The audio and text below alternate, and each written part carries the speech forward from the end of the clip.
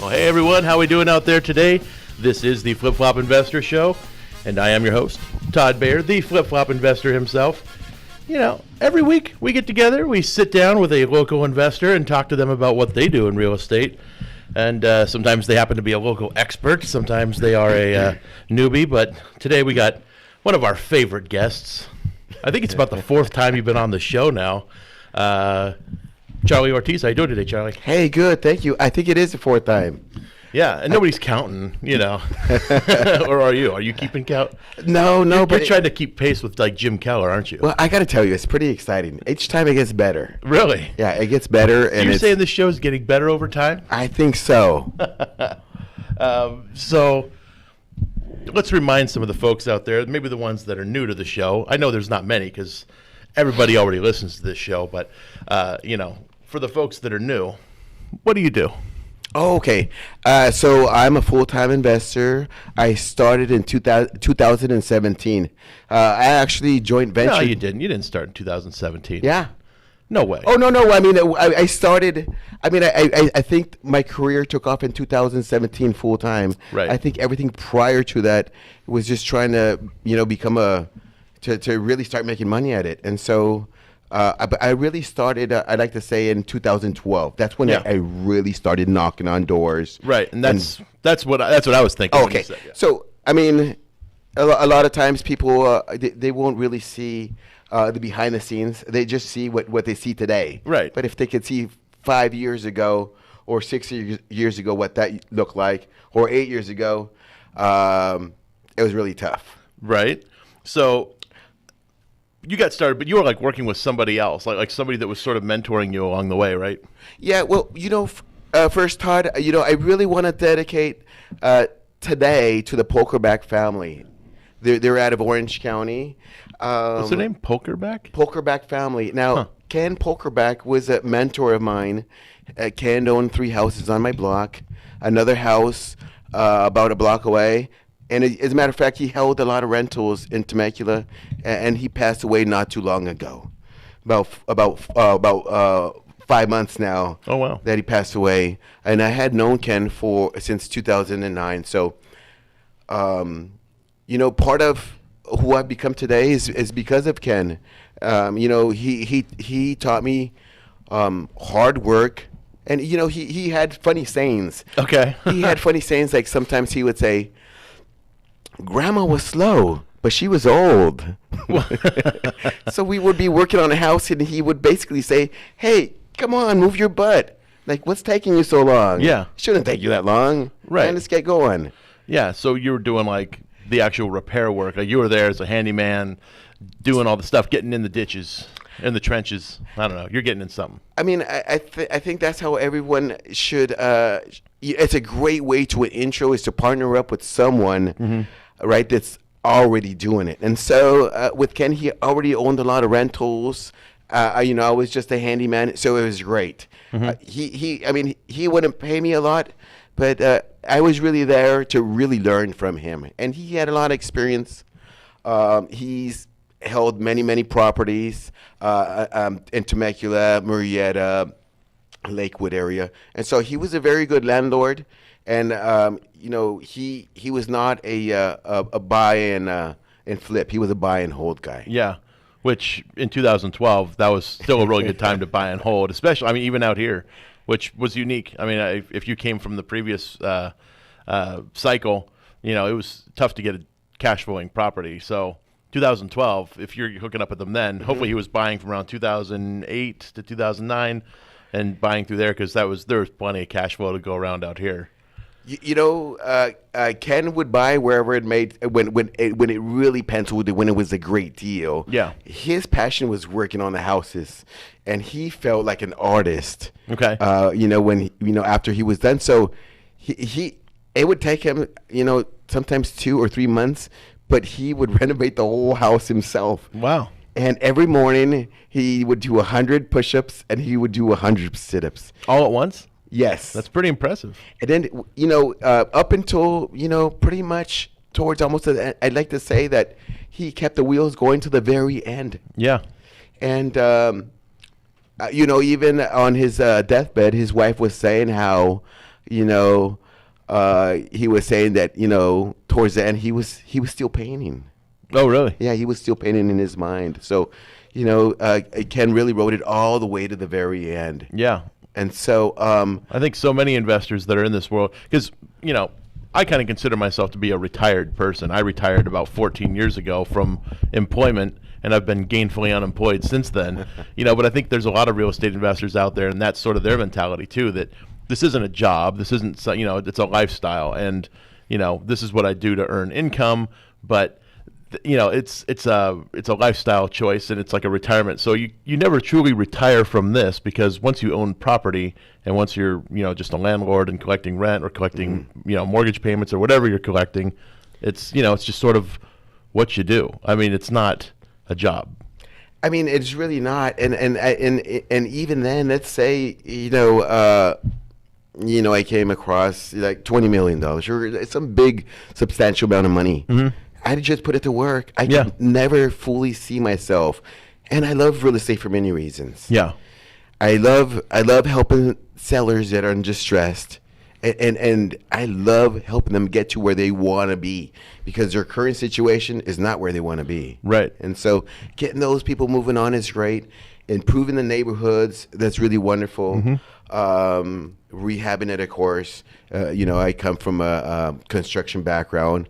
I really love the construction process. I love everything about it. I love the finishes. I love colors. I love the trim work. I love patterns and laminate and then tile and really the finer details. Right. And so I really appreciate that. So I'm just fortunate. It feels really great, you know, to not have I mean, there is a really big responsibility that comes with this. But I'm free. Yeah. I feel really free. Sure. And I think that's the best part of this business, is that no matter where I go, it's a great experience, because whether I'm going to be in Colton or Grand Terrace or Upland or Riverside, so I don't know what's going on until I'm actually sitting down at the table like me and you are. Right. Having a normal conversation like me and you are. Exactly. And, you know, I'm glad you brought up the fact that you didn't do this all on your own. I think a lot of people see, like, you know, flipping television programs, you know, and they see these people and they think, you know, oh, I could do that, you know, and they go at it alone. They go at it trying to do it all on their own. And, you know, I don't know if it's really possible. I'm sure somebody's able to do it. There's probably somebody out there that could say, no, nobody ever helped me. I did it all from reading books and, you know, something. I don't know. But even a book would be considered a mentor. Like, you know, you need somebody to help you, because no matter what, you're always going to have those uncertain moments where you're like, okay, I think I found a good house. I think it's going to be worth this much once it's all done. I think the rehab's going to cost this much. You know, I think that the closing costs are going to cost this much on the purchase. I think it's going to cost this much on the close. I think this is a normal commission amount I'm going to pay my realtor. You know, so many people don't know. Like, it's not until you've done this business for a while where you're like, I know this is what it is, you know, but I think a lot of people going in, you know, there's so many people just think about stuff, and they need that person to say, yes, you're good. 3.5% commission is not good enough, you know, something like that. You're going to have to, you know, or like, okay, you didn't account for closing costs on the backside. You know, you're going to have to pay escrow, title, assortment of other things. You know, people they don't know about these things. They don't show that on the TV shows, you know. So I think it's important. I think it's good that you mentioned that you had a mentor to start you out. You know, I go around. I mean, I'm a real junkie when it comes to real estate. I probably need to go to at least 1 or 2 clubs a month to get my fix. Right. and I'm a hardcore fanatic of, like, education. Like, I'm consistently getting educated. And I think if you're going to be in this business, I think you're going to be a student forever. Yeah, you have to be. And that is so funny. I wasn't a student in high school. Yeah, neither was I. I was a student officially on paper, you know. Like, I was hoping the school would get their monthly amount of money for my attendance, but yeah, I hated school. I still hate school. You know, my kids are in school, and, you know, if my daughter says she doesn't want to do her homework, I, like, support her quietly in the background, you know, like, yeah, don't do it. Go out and play with your friends, you know. But as a parent, it's like, you know, you need to do your homework and, you know, get good grades so you can get into a good college, you know. And I don't necessarily push that agenda on her too much, but, you know, I still want I still want to do good in school because it gives you options. I'll say that much about school. If you do well in school, you have more options available to you. If you don't have that entrepreneurial drive, you need as many options as you can get. I mean, that's all correct. So I look at myself sometimes when I go to other real estate clubs. They have all these names, wholesaler and flipper, and all these names, right? And so here's what I tell people. I'm just a real estate professional. I'm not, where I can get creative, doing some transactions. But all in all, I'm not what you would call a wholesaler. Right. I'm just a real estate professional. Sure. But you'll wholesale if the deal makes sense to do so. I will assign when the deal I think doesn't fit my criteria, or if I want to take quick cash or for whatever reason that is, I'll assign that deal to another investor. Right.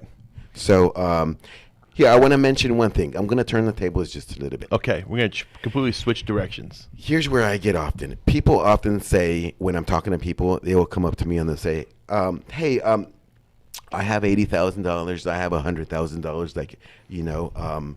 They're really quickly and they're really eager to park that money. Yeah. And so here's what I always tell people.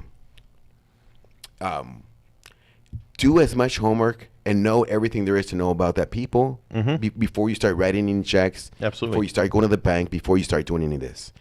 That money could disappear so fast, it'll be like magic. Poof, it's just gone. Oh, yeah, and real estate is it's a marketplace where big dollar amounts are moving around frequently. And, if you don't know what you're doing in real estate, you can stand to lose quite a bit of money. So, I think whenever somebody's about to get involved in a situation like that, not only should they research the people they're about to get involved with, but they should also run it through their attorney. They should run it by their financial advisors and so forth, because, they're there to help protect your assets. And the other person on the other end, we don't know who they are. They might buy this place and then run away somewhere, and you don't know that your money's just gone. That's exactly correct. And so for that fact, I tell them, do a lot of due diligence, research, find out who they are. Really, if you're going to know in this business, learn how to analyze risk, right? The deal also, right? You got to analyze to make sure that the numbers are going to pencil, but analyze everything. Do as much homework as you possibly can. Yep. And if you're uncertain, walk away, because those are going to be some of the best deals. Yeah, it's funny because we talked to somebody last night at the end of the Inland Empire Real Estate Investment Club meeting. We talked to a couple of ladies that were looking to get into a property out of state, and we basically, me and Steven, threw a bunch of questions at them, and they had answers for some of them they didn't. But then they said something to me and to Steven was a red flag, which was non-refundable deposit is what the seller wanted. That to us is that's a big red flag. We always say no to that, and they said that, and we said, walk away now. This is your opportunity. Don't even get involved in it. There's other deals out there. This is not the only deal that's happening right now.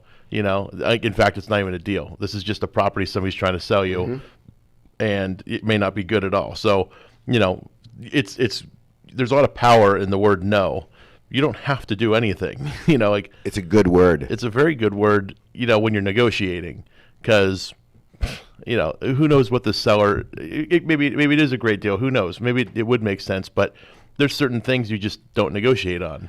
That to me is very scary. When I hear people saying that they're going to be investing in Texas and any other state, that's scary because the deals are right here. You're right. In our backyard. And then in the Inland Empire, I think it was ranked third or fourth for the best places to invest. Yeah. So it's right here. So if you're not doing it here where you have access to contractors and realtors and hard money, and that you can physically touch it, see it, and visit the property and smell it, then, if you're going to be hundreds of miles where you don't know anyone, that's very scary to me. If you're going to do that stuff, I think you need to be comfortable being a passive investor and knowing a person that's out in those areas. You say, okay, cool. The Texas market really well. I have some extra cash. I have full faith in you. I've seen all your past projects. I've run it through my financial advisors. I've run it through my legal counsel. Yes. Everybody's signed off on it, and you want to be passive and sit on the sidelines, not do anything, and just watch the thing take place. Do it. That's wonderful. Go for it. If you're that good at it, perfect. And there's tons of passive investors out there. People that they don't want to be actively involved. They don't want to be the quarterback. They want to be a fan up in the stands. which, I mean, ultimately I like being in that position too. Passive investing is really the only way you can kind of multiply your wealth, because you're moving it around to all these different places. Some things work out, some things don't, but you're mitigating risk across your entire portfolio. You hear a lot of people in the stocks talk about it. It's not talked about so much in real estate because so few people understand all the different nuances of a real estate transaction and all the places you can get involved, and all the different property types and asset types and paper that's involved in real estate. All these different things you can invest in, and it's a big world out there, and it's so unfamiliar to most people. I think passive is great when you can get to the position. But if you're barely starting out, like, I would not recommend that. I don't think if it's your savings of like 60,000, which you've been saving up, or 80,000 or whatever it is. Right. Yeah, don't give that all to somebody. No, I don't think that's smart. No. And you know what? And somebody that meets somebody that has, say, $60,000, and they're like, this person's like, I want to give you all my 60,000. Be wise. Don't take it, because they're not going to be a good investor for you, because they are not going to be able to be passive. No. I remember people telling Steven and I this when we started raising capital for the first time. They're saying, don't take the guy that only has his only 50,000. Don't take it, because he will call you every single day checking up on the project, and you're like, I'm sorry, not much has changed. Yesterday we picked out the paint color. Today we picked up the paint. I don't have any other updates for you. I don't have pictures because I didn't bother taking pictures of the paint buckets we got at the Home Depot. Or I don't think we've ever bought paint at the Home Depot, but you get my point. They're not going to understand is a problem, because if they haven't never done it in a transaction and that's their only life savings, I can see it kind of really going sideways really quick. Yeah.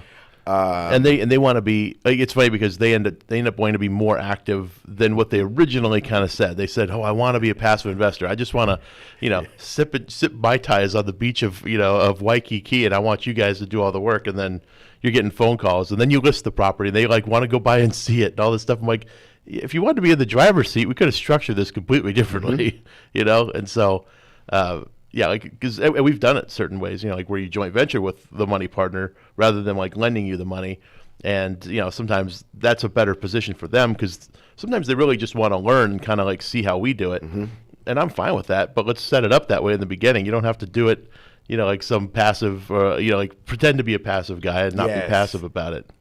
So you were saying something about it. I just totally cut you off. I don't know why. I'm so rude. This is supposed to be about you. It's not about me. They call it the Flip Flop Investor Show, and yeah, sure, I'm the Flip Flop Investor, but it's all about the guests. Charlie Hustle, that's what your name is. I think people gotta get out their comfort zone and hustle. I really, I started encouraging that a lot. People that I just meet, I say just take action. Just take some kind of action and do something. Yeah. Because you're not gonna know.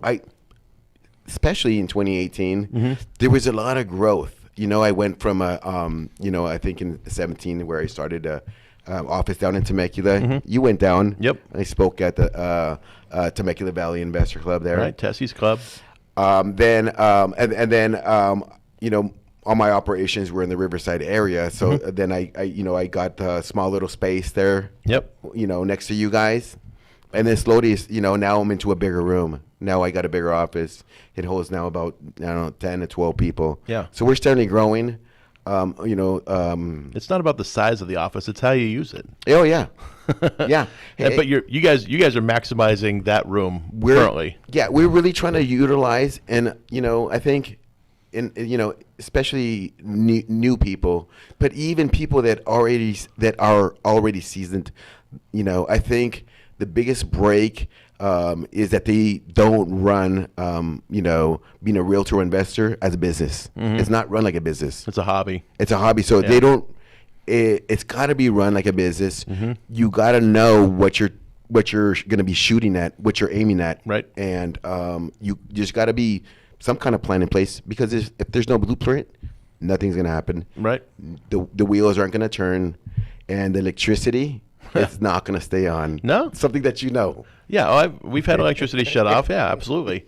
Usually it's because of a mild accounting error, but hey, we've all had properties with no utilities or We'll get. Oh man, we've had. Oh yeah, utilities get shut off. Most of the time it's an annoying thing for us because it wasn't usually something we intended to have happen. We're just like, hey, we need this water back on because we're having our septic tank certified and he needs to run some water through it. So. But sometimes we don't even turn on certain utilities on the projects just because we know we don't need them until the very, very end. Like gas. A lot of times we don't even bother with gas till the end because we're not cooking there. We're not running the heater. So, it saves us a few bucks. It's not much, but hey, anywhere you can, it counts because it's like a business. We're trying to increase our bottom line, not decrease it for something we're not going to use. Like we actually, for a while there, we weren't getting internet. Like there was something like, a lot of times when you move into a new home, you're going to get telephone and internet and all that stuff. It's not one of the things that we bother with most of the time, but recently we started putting like cameras in the home for security and also to just sort of survey what's going on in there. And so now we're paying for internet, which is a new charge to us. And some places could be very expensive for internet, internet that's good enough for the security cameras. Yeah. So it's one of those things. It's just stuff changes over time.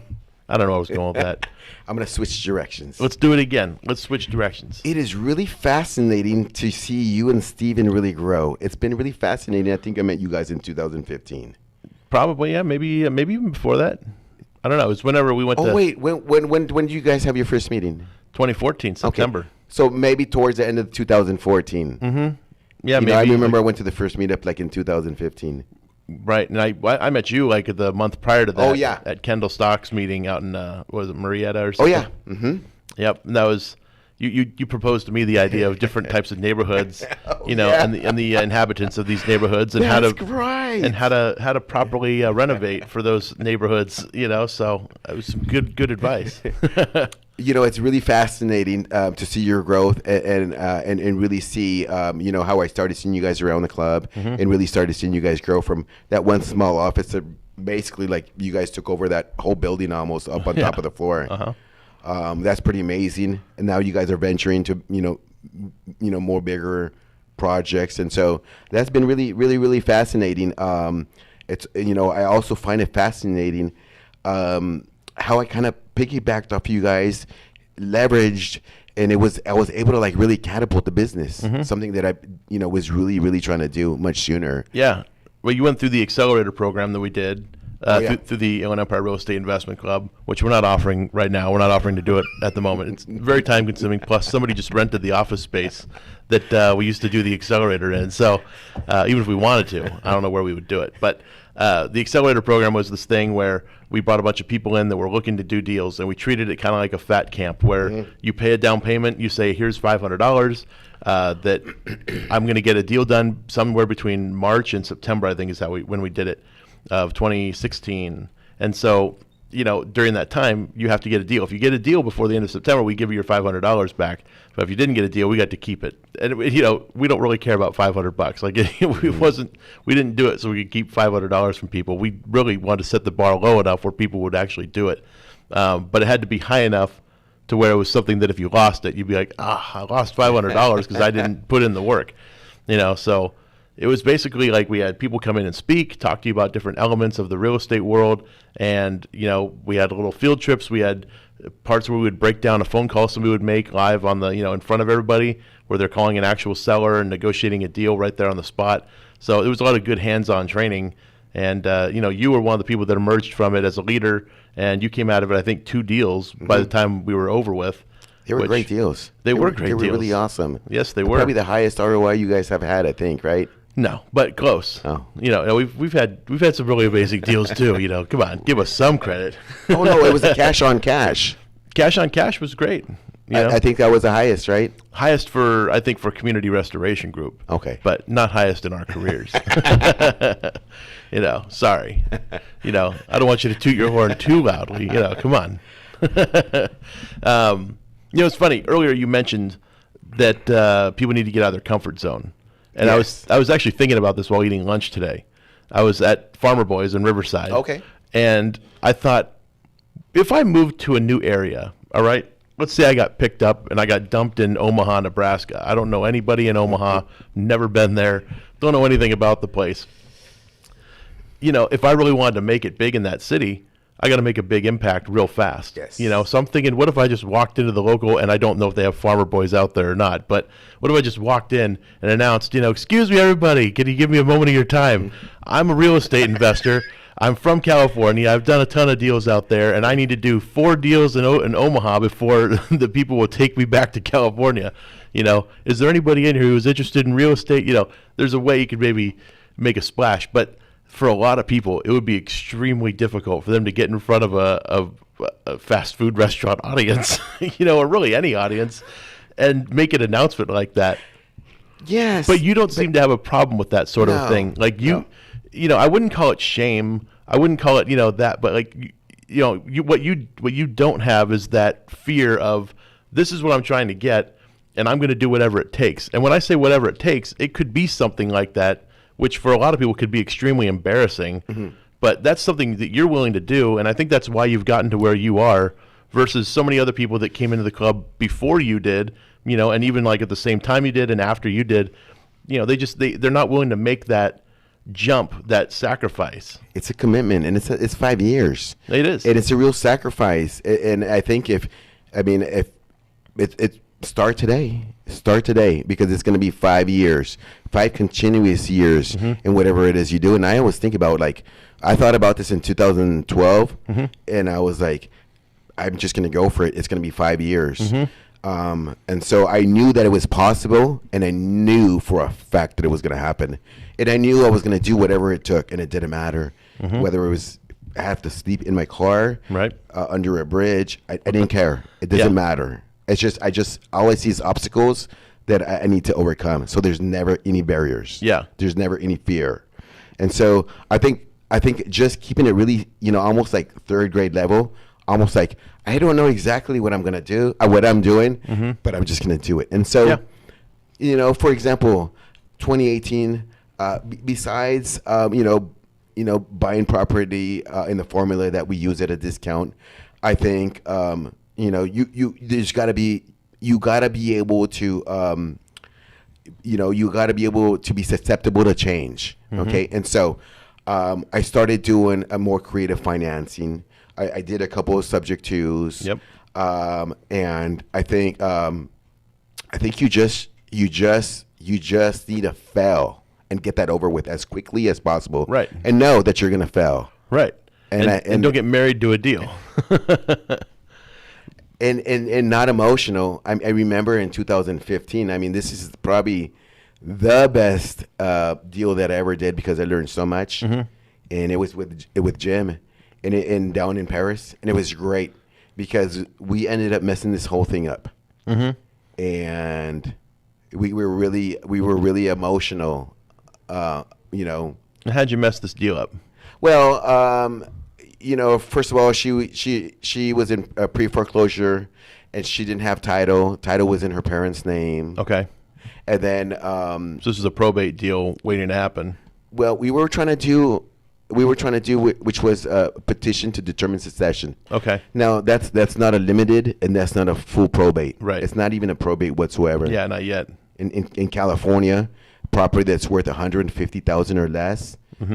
Does not have to go through the probate, which is great for me. Right. Because I've done 2 of them already this year. Yeah. And one was a firehouse, and one was a mobile home in Hemet. Okay. So because in its original condition, you know, they were worth like under 100 or under 150. The process is really quick and really fast. Right. It only takes about like 8 to 10 weeks, which is wonderful. Sure. Yeah, the judge sees these a lot quicker and everything. Yeah, yeah. So I mean, I never had worked with an attorney. I didn't know what paperwork. I didn't know I needed to go down to the county. I didn't know I need death certificates. I didn't know that they needed to do a family tree. Right. I didn't know none of this stuff. I had no idea. Yeah. I didn't know I was going to be running around like a transaction coordinator. Right. I didn't know I'd have to call notaries. None of this. And so. You know, really get out of your comfort zone. So so let's back up real fast. So when you first get this deal, the heir apparent, this girl who seems to be the heir of this property or this estate, you're talking to her as she's trying to sell the property. She's in she's not in foreclosure, but the previous owner, I'm sure, was who they had the mortgage in place. The deceased. There you go. So she was not paying the mortgage for the deceased, and so therefore it was going to go in foreclosure. This is the lender's right, because if you're not going to hold up your end of the bargain, they get to do their end of the bargain, which is foreclose on the property, take it back, do what they need to do to sell it, and hopefully recoup some of their capital. But when this woman was talking about she wants to sell, you didn't know that she wasn't the heir at this point, or did you know? No, so I did, but I was so new, and Jim was a little bit newer too, but I was just like green. Yeah. And so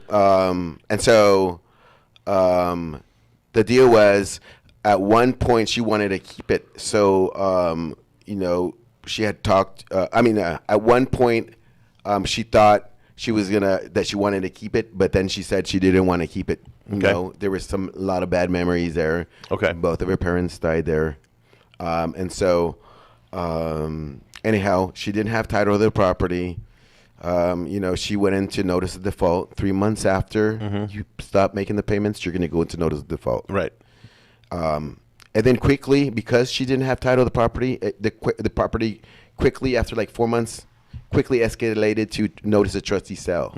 At that point, they're going to come on your door, and they're going to let you know that the property is going to be sold down at the county courthouse. Right. And you no longer have the ability to bring it current because the lender's going to foreclose. It's very difficult. The lenders. This is the way I view the lenders.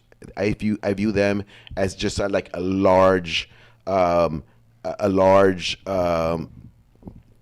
like a business that's almost like a hedge fund almost. And what I mean by that is like they're in the business of making money. Of course. And if you don't pay your payments, they don't want you to understand this. They purposely set some of this pre-foreclosure to make it really difficult, right, for you to get out of. You think so?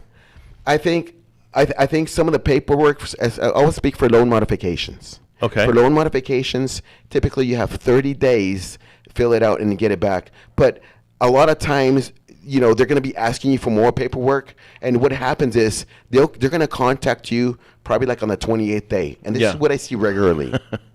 and they're going to ask for more paperwork. Therefore, they're going to extend it when you had 30 days. If you don't get the paperwork in within the next day or so, then it's going to go to the next month, and they keep rolling it over.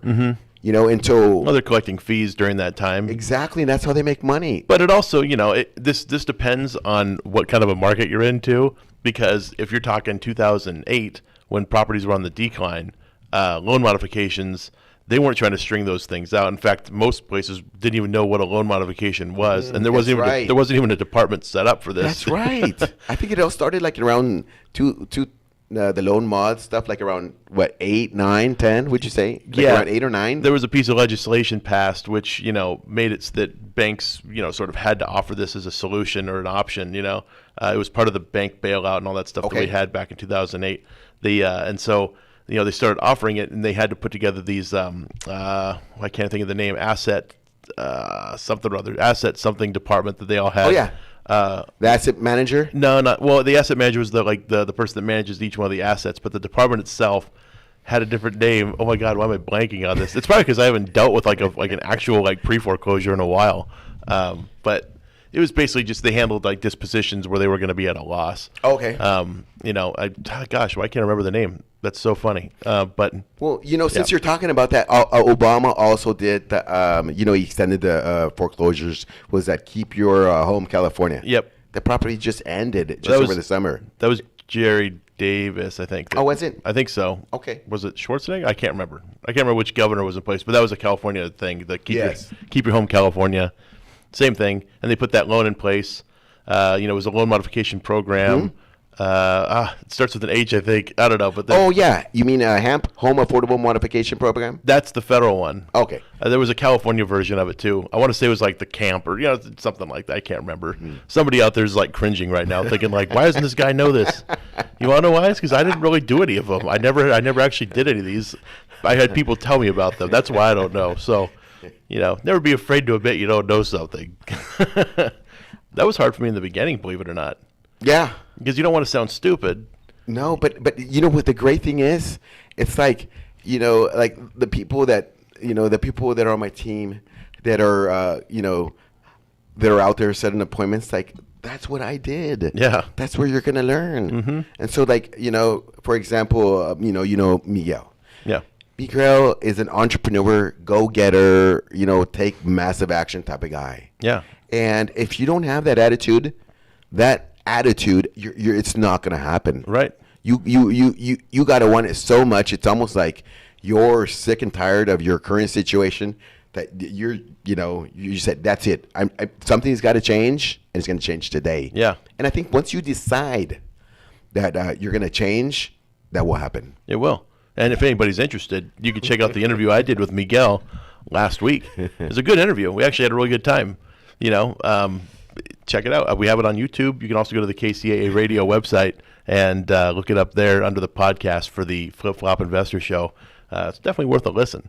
I enjoyed it. It was a good time. Then he and I went out to a meeting right afterwards out in Pasadena and, did some more networking there. That was a late night. It was a long day. I don't know. I think I caught up with you guys. I think we ended up at In-N-Out or like around midnight or something. Something like that, yeah. It was, sometimes it's nice to have a late night bite with some other friends, It was great. As a matter of fact, I didn't know that Danny he's got like 3 projects going down in the Altadena. Thank you. Yep. Altadena, Pasadena area. And so, I spent the night at Pasadena. Oh, okay. I mean, I didn't want to drive all the way back to Temecula. Yeah. And it was great. The next day was my birthday, and I went out to go look at Dennis' projects. I was super into heaven. Oh yeah. Danny's amazing. He's Oh, got yeah. like some great projects. Have you ever been to one of his job sites? Oh, I met Danny at the Accelerator. Yeah. And before we started Accelerator, I was still using the hammer. Right. Well, I knew he was a GC and he had more experience than I did on structural. So in Temecula, I was like, "Hey, man, I was wondering, could you come look at something? It's a shear wall and we want to take it out." Okay. So it was great. We went out. He took a look at it. We had a structural engineer, kind of take a look at it, and he gave me great advice, and I was able to complete that job. But he's really phenomenal. Yeah. He's really phenomenal. As a contractor, yeah. He's really phenomenal as a contractor. That's why he's the construction mentor for the Inland Empire Real Estate Investment Club, because his job site, his floors are clean enough during the middle of a job site to eat off of. I really love walking jobs with other GCs like him, because I really like the very small details, very very small details. Like if you put in a new pre-hung door, I want to see the casing like an eighth of an inch all around, and yeah. I want give me a 45-degree cut, Please. and then pre's really do caulk it and really fill in everything. So I like the smaller details. Yeah, and he's very detail oriented. I mean, we did one joint venture with Danny and he wanted to be the contractor on it. Even though we were trying to convince him, Danny, be the investor. You don't want to be the contractor. But he's saying nobody can do it like me. And we're like, yeah, sure, I'll bet. But it's true, nobody can do it like him, and he did a great job. But he's still got to figure out a way to delegate and get out of that mindset. Yes. Because he's going to limit himself, and so we've had conversations about it. He knows, but he is a great contractor, and I if anybody gets a chance to work with Danny, take full advantage of that and follow that guy around like a hawk if you can. I got lucky that I was on the first house, the first 2 houses I joint ventured with you guys. It was really awesome. The first house that I was a general contractor and the investor, and it was even more awesome that I didn't even try and do the second house, because I mean there was just so much, and I'm glad that I didn't do that. And I think you guys saved me from that, because I was thinking that I wanted to go ahead and fix the second house also. Right. When I should have been looking for more deals. Exactly. And then secondly, it was going to take up even much more time. And, by the time I was done with the first one, I wanted no part of the second one. Yeah, I know.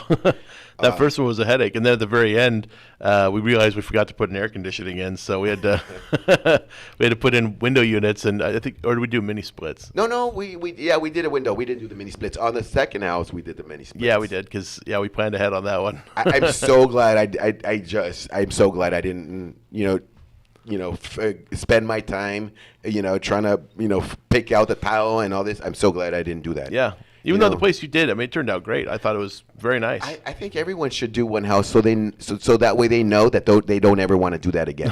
I agree. Right? You do it one time so hey, this is not what I want to do. What I really should be concentrating on is acquisition. Exactly. Or whatever part of the deal you're good at. There's, like, for me, when I did my first deal, and I've said this story before, I literally thought that, like, carpet went from one room under the wall into the other room. Like, I didn't know that it stopped.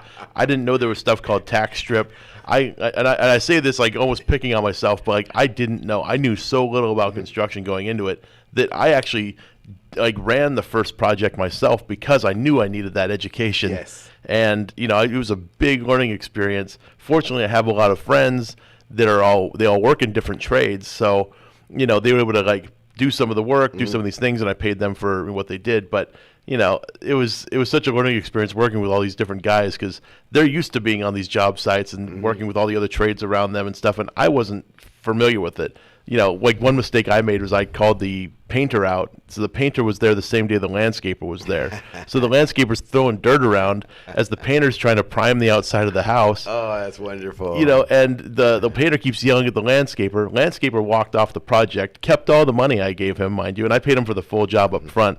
Like, big mistake. I've seen that. Mm-hmm. But, so I had to find another landscaper. Now I was, like, worried that this was going to happen again. So, it was, that was just one of the things I remember happening on that job. Plus, I spent way too much on materials, overdid it, did way too many things that wasn't necessary at all. And then some things that I did that I should have not done. Like I kept the tile countertops that were there. I should have put granite in, like that's what everybody else was doing. And the cost was about the same, So certain things I made a mistake on, but you have to do it. That's I wonderful. totally agree with you. That is so wonderful. I hope everyone gets to experience the same thing. Yeah. And, oh, man, I just remembered, too, you were mentioning door jams. I had my door guy come out there, and I said, hey, I want to put in new doors because a lot of them had holes in them. So he was like, yeah, okay, great. So I decided I want to do the demo on the property to take out all the stuff that we wanted out of there. So he said, yeah, just take out the doors and throw them in this pile. He said, I can take them with me. Just put them over there. So I took out the doors, but in addition to that, I took out the door jams. And so he comes back once I'm all done with the demo. Like, demo's done. Come on, check it out. He comes down and he's like, "What'd you do?" And I'm like, "I took out the doors." He's like, "No. I said just take out the doors. Like you take the hinge off and you take it out. Like you don't need to. You took out the jams. Like the price that I quoted you is going to be double that now because now I have to put in new jams. Like we can buy all these pre-hung doors. I didn't know what a pre-hung door. Like all this stuff, no clue." And so I'm like, okay, whatever. So that house got brand new doors and jams. It totally didn't need the jams. The house was built in '85. Like the door jams were fine. Yes. So yeah, that was a learning experience. But I'm going to turn again table. I'm going to turn it again the table. Let's do that. It's about that time of the hour. We should turn it again. Man, I just went blank. Let me see. What was I going to mention? Let me see. Give me 1 second. Oh, okay. Here's what I was going to mention. What the accelerator taught me and what I'm going to be implementing in my business is whenever you're in a group setting, you will perform better and you will do more. And so if I can encourage everyone to, link up with other people, right? I think that's going to be the most powerful thing that you can do. It's certainly the most powerful thing that I can do in my business with my guys is get in there and really figure it out, get on the whiteboard, and there's the old school way. Yeah. Let's just write it out. And then start process of elimination. And, I think I could add to that to do just something every single day. One incremental movement is better than nothing. Like at the very least, just call a realtor that has a house for sale. It doesn't even have to be a deal it doesn't have to look like a deal. You just call them and say, try to buy it. Just say, like, I'm an investor looking to buy some property in this area. Is this a property that needs some work, or is this property in pretty good shape? I mean, just start the conversation, and ask the realtor if they'd be willing to sell to you with seller financing or something. There's creative deals you can structure, but just do something every single day. It's not, and you're going to get so much out of it. I know that, like, not that long ago, actually, I called a realtor about a property. I mean, I still do this from time to time. And, I called this realtor and, just for that little 5-minute interaction with them, I felt like, man, I just made a big move today. Like, I haven't called a realtor in such a while, to like buy a deal, because deals just show up because we have people doing this. And of course, we're not buying deals at the moment all either. But, on this particular one, I called the realtor, and it's just like this moment. I'm like, okay, I just did something right now. Like, it felt like I was working, which is part of the job I actually like and kind of miss. It's funny that you say that. I've been working with a gentleman probably 7 months now, and so he's been battling the banks. Okay. Trying to keep his house. Okay. So I thought, I gave him all his options, and I thought, maybe I'm not the right person. Mm-hmm. So this was Ontario. This was this morning. Earlier in the week, we found the best a woman realtor, because I thought a woman would really be a little bit more warm, to really a nice, warm, assertive gal could really give him the push that he needed. Okay. So I called the best realtor. So on my way, we're gonna meet. Then I get a call from the seller, and he says, "So I'm gonna have to cancel." I said, "Really? Okay." I said, "But what's the problem?" And he says, "Well, the problem is the bank already took my house." Oh. He said, "I lost it." And I said, "I'm sorry to hear that. I wish we would have signed paperwork a couple weeks ago." And so I still met the realtor, and it went great. It went really great. Mm-hmm. She said, "I've never worked with an investor," and she has 15 years, and she's one of the top realtors. That's why I called her. Yeah. And I'll tell you what, it went fabulous. We sat down, and I broke it down how we specifically buy property, and what those numbers were. Right. And I just built another relationship, another avenue, another deal source, and that's really what you need in this business. Absolutely. Yeah, you need multiple people out there looking for deals for you, because I know you've done mailers. Mm-hmm. You send out. I continue to do mailers, and you continue to. Yeah, I know, because we always get the. Oh yeah, that's right. We always get the returns, but so you send them out, but you have to send out like thousands of these things. I mean, you do. I send out about 1,000 a week. Yeah. So and based upon 1,000 a week, if you're sticking to the typical numbers, it's like 1,000 will yield 10 phone calls, and of those 10 phone calls, you're going to write maybe 5 offers, 6 offers out of those 10. Yeah, something like that. But sometimes numbers are a little bit lower. Mm-hmm. Sometimes they're a little bit higher. Sure. Really, what we're looking for is just to really, really listen on the other end, their motivation. Right. That's what we're really. And then so I think, there's a big strategy to buying, through mailers. Mailers are not cheap. They can tell you if you're going to send about 4,000 mailers or so, you're going to spend about $5,000 just on about 4,000 mailers. I think you're about. I'd have to check with Tommy, but I think you'd be about $1.25, I think. And so now that's exactly what it is. And now we're really key PIs, key performance indicators, KPIs. So what we really want to do now is really start tracking, right? Almost like reverse engineer it. Of course. Yeah, you want to know how your marketing things are performing. Yeah. And it's a vital thing. But that's acting like a business. If you're acting it like a hobby, you're gonna send out these mailers and occasionally answer the phone call when you're not busy doing other stuff, and you may never get a deal. It's a business, and like I said, the great thing is this. The great thing is, I'm still I'm an amateur, but I am a professional. Right. The great thing is that I have a lot of resources to people that if I don't have the answer, I will let them know I don't have the answer. Like I can be vulnerable, and if I don't know, but I have a lot of resources. If I didn't know, that I could pick the phone up with people that have been in the business many years. You're one of them. Oh. So with Steven and many other guys that've been in the business in a long time. And so, which is really great and is really wonderful. It's a great sense of feeling for me to be out today and yesterday and what will be tomorrow. Yeah. I feel like really free. to do, but with a big sense of responsibility. Oh, of course. Yeah. But I feel free to go wherever I want now. If I didn't want to come in tomorrow, I don't have to. Yeah. If I don't want to come in tomorrow, I don't have to. I don't have to come in all week or a month. No, I wouldn't do that. Of course not. But I have that choice. Yeah. And I think that's liberating. Just to know that if I didn't want to come in for a week, that I could really do that. Yeah.